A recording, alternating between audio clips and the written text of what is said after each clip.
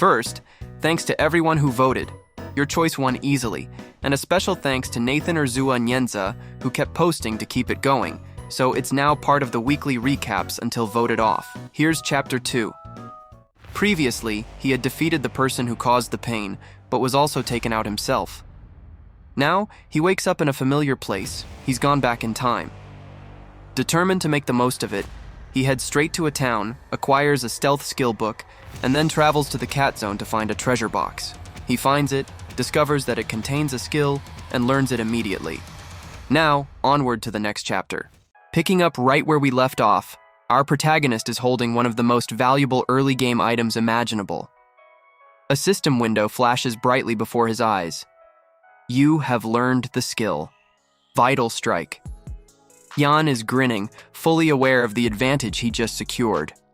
He notes that with this single skill, the difficulty of leveling up in the early game will be reduced by at least half. But he doesn't have time to celebrate just yet. The stealth effect from his previous maneuver abruptly ends, and he finds himself falling through the air. He crashes down amidst a group of confused monsters, greeting them with a casual hello before they tear him apart. It's a calculated move. The system declares, you have died. Upon death and conviction, you lose experience and equipment. Since he's currently level 0 and only wearing beginner trash, the penalty is minimal. He drops a pair of beginner standard gauntlets, but he doesn't care. As his body dissolves into data, another notification pops up, teleporting back to the nearest town.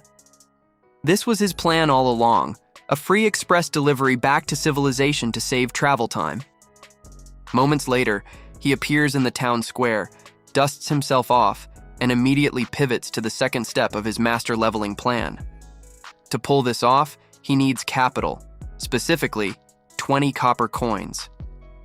Since new accounts start with practically nothing, he has to earn some money first.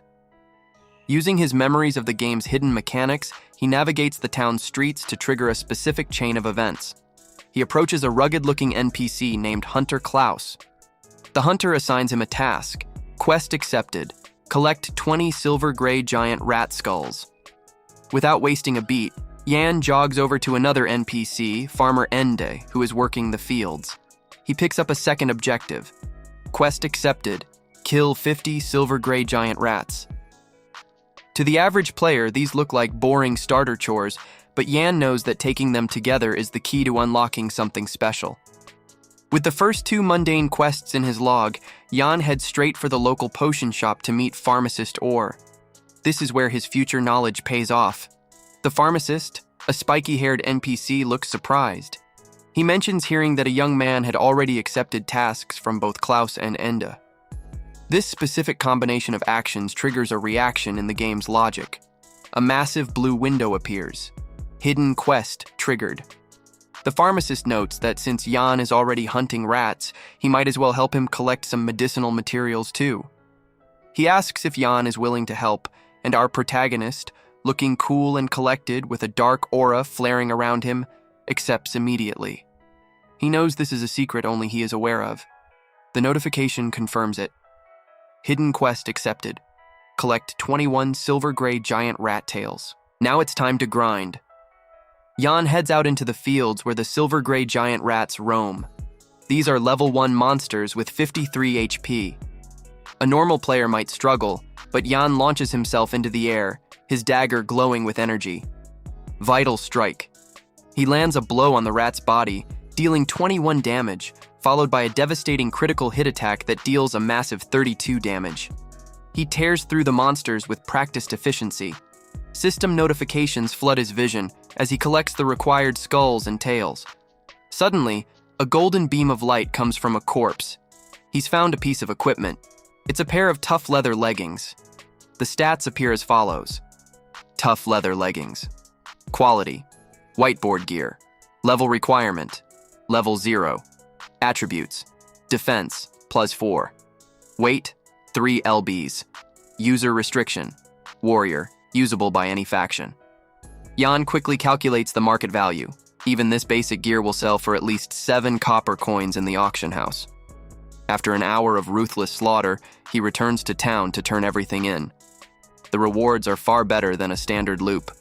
He receives 34 copper coins and 3 basic instant recovery potions. He's officially funded for the next phase. In waste no time, he lists the tough leather leggings on the auction house to secure future funds, then marches straight to the weapon store.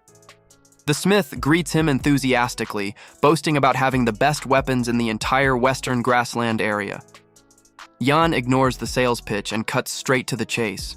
He wants a crossbow that is usable at level 0, requires an attack stat of +3 or higher, and a range of 12 or higher, and is priced within 40 copper coins. The merchant reveals his masterpiece, the small rapid-fire machine crossbow. It features a triple shot ability and grants +5 attack. While its base firing speed is 8, the rapid-fire effect boosts the effective firing speed to 15. The weapon has a range of 30 yards and is priced at exactly 35 copper coins. It's almost all of Jan's liquid cash, but he buys it without hesitation, along with 9 quivers of inferior crossbow bolts, 9,000 rounds in total. His coin purse drops by 44 copper, leaving him broke but armed to the teeth. He departs as the blacksmith thanks him for visiting, invites him to return any time, and wishes him a safe journey. Storing his new gear in his system inventory, Jan quickly leaves the safety of the town, eager not to waste time, and heads toward the far more dangerous bison monster zone. Jan explains the deadly mechanics of conviction. There is absolute level suppression. Every 5 levels is a major threshold. These bison are level 8 monsters. For a level 0 player like him, they are practically invincible gods. Even the top-ranked player on the leaderboard would get crushed instantly. But Jan isn't here to play fair. He knows how to get the job done even at level 0. Time passes, and he arrives at the bison monster zone, where countless beasts roam. He navigates to a precise set of coordinates, 567.528, 192.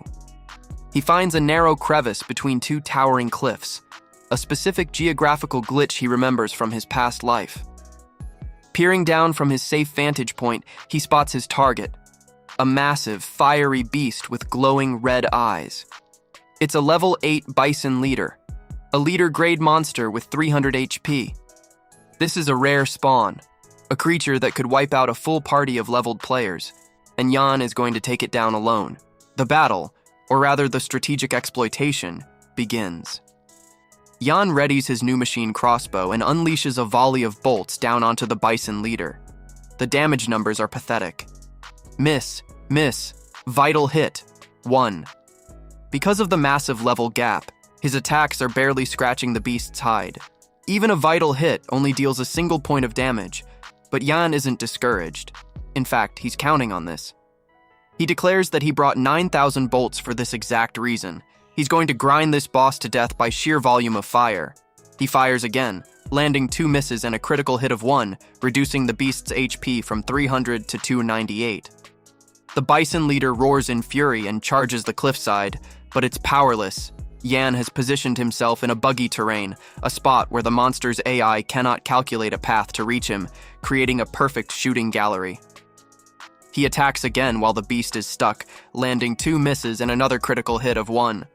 He gets to work, shooting arrow after arrow at the trapped beast. His 9,000 arrows dwindle to 8063, and as time passes, they continue to decrease to 6060, and then down to 5016 arrows remaining. 3 hours later, the boss is still stuck, raging with anger. Jan has fired nearly 4,000 arrows. Sweat drips down his face as he realizes how much he's used, yet the beast is still not defeated. The boss is, however, on its last legs. With a final echoing shot of his crossbow, the beast roars as the attack lands. 2 misses, then a vital strike, and it collapses, smashing into the ground. Jan jumps down to check the loot, but just then, a massive notification explodes across his vision. You defeated the bison leader. Level gap, kill bonus, 1800%, obtained 8,290 experience. His XP bar fills instantly. Golden light surrounds him, and he skips level 1 entirely, rocketing straight to level 2. But the true prize lies on the ground. Amidst the dust, a red glowing item waits for him. He bends down to inspect it, and the system window displays the loot. He collects 5 copper coins and 1 horn dagger, which is bronze grade with unidentified attributes, and is surprised to realize that the dagger he holds is indeed a bronze grade weapon. He explains that gear rarity goes from whiteboard to bronze, silver, gold, and legendary, because rare monsters in Conviction, such as leader grade, sub-elite, elite, and lord grade, are extremely uncommon. Only about 1 in 1,000 drops gear with attributes, making every piece incredibly valuable. Bronze grade weapons, while offering roughly 20% higher attack than ordinary weapons, also come with an additional attribute. The Bison Leader was supposed to drop level 5 equipment, and the value of this bronze dagger is at least 3 silver coins or more. However, its specific attributes still need to be identified before knowing its full potential. Before he can identify his new treasure, his system notifies him that his leggings have been sold for 8 copper coins, and his chat interface pings. It's Flying Stone, the paladin he traded with earlier. Connecting immediately, Yan sees Flying Stone excitedly reporting that the grinding spot Yan sold him is incredible, already yielding 2 stealth books. Playfully, he accuses Yan of taking a loss on the deal. He had only given 1 stealth book and received an amazing grinding spot, unaware that Yan had kept the best secrets for himself. He tells Flying Stone not to make a big deal out of it, but reminds him to send the perception skill book that drops from the Night Owls. Flying Stone replies that he'll definitely send it once it drops, then asks how Yan knew about such a spot, noting that Yan was level 0 when they first met. Yan explains that he had played before but didn't like the class, so he re-rolled as a thief. Flying Stone comments that Yan must have been high on the leaderboard to know about such places, as only high-level players have seen this much of the game. Flying Stone then asks for another favor. His team keeps getting wiped in the Fallen Shaman Camp dungeon, and he wonders if Yan might know anything to help them get through it. He explains that his team has tried multiple times and failed, nearly losing their experience and gear in the process. Sensing another business opportunity, Yan replies that it's an easy fix and offers to provide a full walkthrough for the price of 2 silver coins, insisting firmly on the price. Flying Stone questions whether there really is a full guide for the Fallen Shaman Camp, and Yan confirms that there is.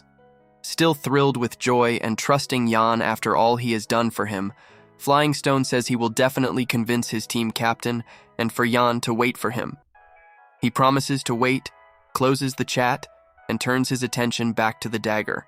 He heads to the appraiser in Tracktown, where a stunning elf woman asks which item he needs identified. Yan replies that it's a dagger and hands it to her. She examines it and charges him a steep fee of 10 copper coins. Yan hesitates for a moment, recalling that the identification fee from NPCs in Conviction is typically 5% of an item's recycling price, while the market value is usually about 6 times higher, meaning this bronze dagger is worth at least 12 silver coins. But he pays the fee nonetheless. Magical appraisal energy swirls around the blade, revealing its true nature. The stats are unveiled. The horn dagger is bronze quality, requires level 0, and has the following attributes: attack plus 18 and strength plus 5. It weighs 1 non-LB and is restricted to thieves but usable by any faction. Yan is astonished. A plus 5 strength bonus on a level 0 weapon is unheard of. Combined with the base stats, this dagger has nearly 10 points higher attack than anything else available. Gripping the weapon, he feels a surge of power, realizing that with this blade, the gap between him and every other player has just become massive.